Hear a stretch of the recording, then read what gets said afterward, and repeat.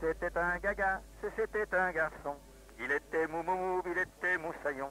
Il était con, complètement hébété, car il était curieusement conformé.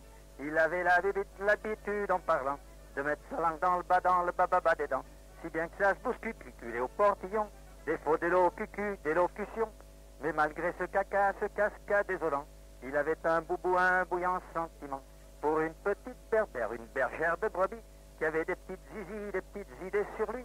Elle est très connue dans le canton, pour son troupeau de moutons.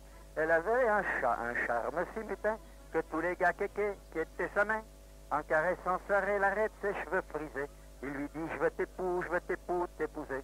Je serai pas toujours moussaillon. Je m'occuperai de ton troupeau de moutons. Laisse-moi t'enfiler, laisse-moi t'enfiler. Un joli ananano doré. Apprécie ici mon vif ressentiment. Et donne-moi ton consentement. Puis il lui fit miroiter l'avenir, comme une partie de festin et de plaisir. Comme il sortait son dernier argument, elle se laissa bécoter gentiment. Ici le curieux ne saura jamais ce qui fit le vif du sujet. Mais le temps qu'il lui dise, mais méfie-toi, elle était déjà enceinte de 3 mois. Elle se trouva tout consternée. Il lui dit: faut bander nos volontés. Tu vas garder ton pot de mouton. Moi je reprends mon boulot de moussaillon. Privé de son ananas, privé de son anamour. Elle mouillait plus de 2 mouchoirs par jour. En rêvant à son heureux passé, elle faisait pitié. Elle lança des dépêches et pleurait, disant: j'ai un chagrin passionné. J'ai besoin de vivre dans le bonheur. Et toi t'es occupé ailleurs. Toi tu reprends ton boulot. Me laisse avec mon troupeau. Tu devais plus être mou, c'est finalement. T'es en mer tout le temps.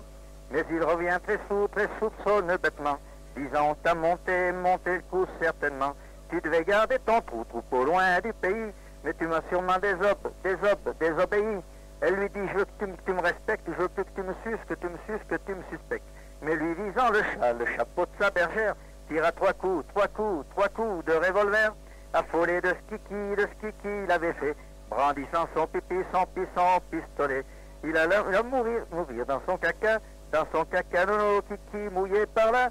Ce fut la fin de ce curieux roman. Si vous y avez trouvé quelque agrément, c'est que vous êtes complaisant et gentil. Et je vous dis merci. Voilà.